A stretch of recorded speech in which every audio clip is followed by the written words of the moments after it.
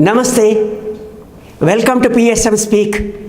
The State Bank of India's Economic Research Department's team made an excellent recommendation concerning the farm loans. It said the agricultural cash credit should be brought on a par with the cash credits of other segments. The long and short on it. The farmers who take loans for raising the crops should repay only the interest portion of it. They should not be forced to pay both principal amount and interest together each time they repay the loan. The practice now is the farmers have to pay both interest and principal amount every year on their agricultural cash credits. What are the agricultural cash credits? The loans the farmers take from the banks for raising the crops, the cost on the inputs like seeds, fertilizers, pesticides, labor, and so on and so forth. They are called the agricultural cash credits or crop loans in simple terms. So every year the repayment is scheduled such that they should repay entire amount for their loans being rolled over or for taking fresh loans. Why that is so? It is because of the asset classification norm of the banks. A small explanation about what are the assets and what is this classification. Assets are the loans that the banks give to the people. Why loans are called assets? Bank is giving money as loan to the people. To be clearer, the State Bank of India is giving me a loan of, let us say, some 1 lakh rupees. And I have to repay the money to the State Bank of India with interest on that, whatever the interest that has been contracted. Let us say 10% on 1 lakh rupees. So State Bank of India is getting back the money that it has lent to me. So it is its asset, whereas it is my liability to the bank to pay back the money that I have borrowed from the bank. The loans the banks give are their assets, the bank's assets. One more example might make the matters clear. Instead of borrowing from State Bank of India, I am keeping money in State Bank of India in some deposit account. So my deposit is my asset, and State Bank of India is duty bound to give me back the money that I have deposited with them on interest. So in this case, State Bank of India is borrowing money from me. So it is its liability, and then it is my assets.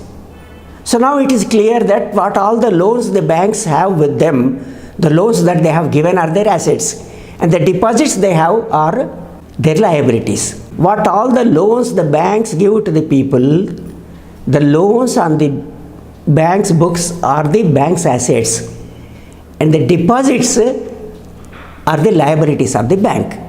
It is simple. Now what is this categorization? When bank give loans, those loans are to be repaid to the bank. If they are repaid as per the contractual terms, the principal amount and interest, it is regularly coming. Those loans are the assets. Those are performing assets. They are the standard assets. If they are not coming back to the bank, it might happen people might delay payment of loan. Also there are cases of evasion of loans. Then all those assets are not the same. They classify them. First a loan is due, some amount is due from the people. Then if it is not paid on time, it becomes an overdue account. After some specified time, I am not giving those details of classification and classification norms. Simply to understand what are the classification norms, I am giving these examples. So if they are not paid on time, the bank do become overdue, and after certain specified time they become substandard accounts. And after further specified time, if they are not still coming back and they are sticky, they are doubtful of recovery. So they are classified as doubtful assets. And then finally, if the money given is never repaid to the bank, it is a loss asset. So this is how they classify.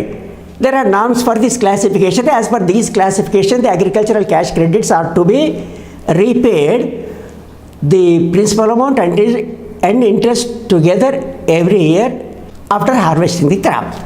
Then what is the difficulty to the farmers? Why are they finding it difficult and why this recommendation?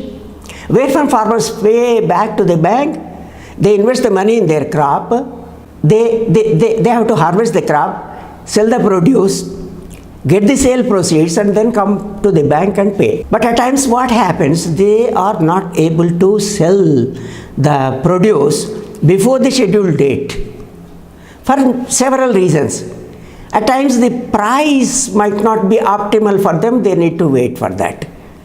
But when the due date is fast approaching and otherwise the banks dub them to be the defaulters, then what happens? So to avoid that, they should resort to a kind of distress sale for whatever the price that they can sell their produce, sell it and come back to the bank. If that is not happening, what else they have to do? What is the further recourse or the choice open to them? They have got to go to someone else and borrow money. Not to the other institution, but some non-institutional source, some money lender at a high rate of interest and pay to the bank. Then what's happening? Banks then renew or give fresh loans thereafter. But when do they give that?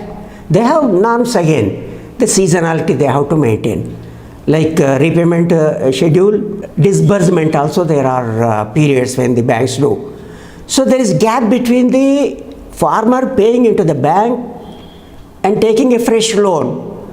For that gap period, some traders are finding it advantageous to them to charge high rates of interest. So in the end, what the farmers are doing, after they get the fresh loan, they take the money out and they cannot use it for the purpose of raising their crops or continuing their production activity. Instead, they have to pay to the money lender with that high interest. What is left with the farmer? Nothing is in the hand and they are in a kind of vicious circle. Already there are complaints that the farmers are not getting enough amount. The recent All India Debt and Investment Survey said 35% of the rural population are indebted. 40% of the cultivator households are indebted, which means 60% are not indebted. They are neither taking loan from institutional or non-institutional source. On the face of it, it looks good. But are they not taking loans because they don't want loans, or there is nobody to give them loans? So that is one issue. The small and marginal farmers are not getting loans. Small and marginal farmers and tenants are important because they are the main cultivators. Small and marginal farmers in the country constitute about 90% of the total holdings. So it is important that they should get loans. So these small and marginal farmers, those lucky ones who could get whatever, to whatever extent they can get loan, have to repay. That is a problem for them to repay both interest and principal amount in one go. And fortunately, this has got the attention of the research department's team of the State Bank of India, and it needs all the commendation.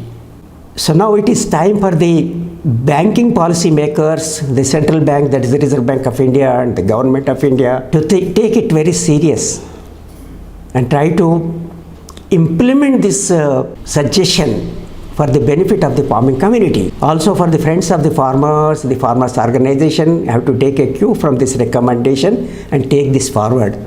Hope all of them will do this, and to some extent farmers will come out of this vicious circle. Thank you very much for watching this video, and I hope you have subscribed to my channel. If not, you please now subscribe. Thanks again.